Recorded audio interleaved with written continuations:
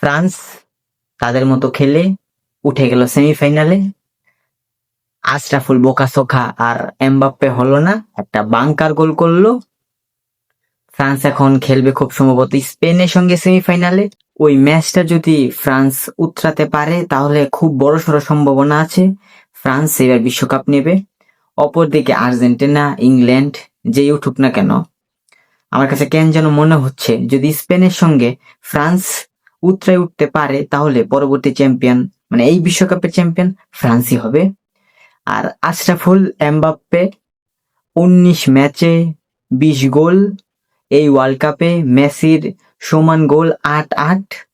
Usman Dembélé Usman Dembélé, তার জন্য ambulance call করা লাগলো না, ঠিকই একটা গোল বের করে ফেললো। তারও অ্যাসিস্ট ডিক্টেটর কিলিয়ান এমবাপ্পের। অলিসেকে ফার্স্ট হাফে ফ্রি রোল না দেওয়াতে তার খেলা আটকে গিয়েছিল, সেকেন্ড হাফের শুরু থেকেই ফ্রি রোল পেল, আর ওখান থেকেই অলিসের সুন্দর সুন্দর অ্যাটাক আর ফ্রান্সের জয়। মোট কথা মোরক্কো খুবই বাজে খেলেছে। সেট পিস 3টা পেল, মানে আর কি ফ্রি কিক, একটাও কাজে লাগাতে পারেনি। তারা জানতোই তারা লো ব্লক খেলবে, মিড ব্লকও খেলবে না। তাহলে তাদের উচিত ছিল যখনই তারা সেট পিস পাবে, একটা সেট পিস পেল, একটা সেট পিসকেই সর্বোচ্চ কাজে লাগাতে হবে। কর্নার পেল কয়েকটা মনে হয়, সেখান থেকে মাত্র একটা কর্নার ফ্রুটফুল হয়েছিল, তাও সেটা একদম বাইরে। আর মোরক্কো আহামরি ম্যাচের ভিতরে ছিল কিনা সেটা আমার বড় প্রশ্ন।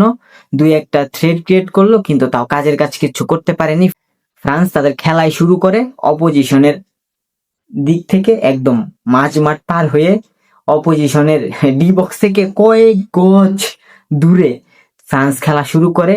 তাদের ডিফেন্স হলো মিডফিল্ডাররা হলো অ্যাটাকাররা অ্যাটাকারই, 2 উইং ব্যাকরাও অ্যাটাকার, মিডফিল্ডাররাও অ্যাটাকার, মানে সবাই অ্যাটাকার, যেটা বললাম আর কি। তো সব মিলিয়ে খুব ভালো একটা ম্যাচ ছিল, কিন্তু যেরকম ম্যাচ আমরা চাচ্ছিলাম যে একটা টান উত্তেজনার মতো ম্যাচ হোক, মোরক্কো একটা কঠিন ফাইট দিক, তার কিচ্ছুই এই ম্যাচে ছিল না। সহজ সাবলীল ভাষায় এমবাপ্পেই মেন স্পটলাইটটা কেড়ে নিল। পেনাল্টি মিস তো কি হয়েছে, আমি পেনাল্টি থেকে গোল করব না, একটা 0 চান্সেস অ্যাঙ্গেল থেকে গোল দিয়ে আমি নিজের নামটাকে আরো বড় পর্যায়ে নিয়ে যাব। That's it.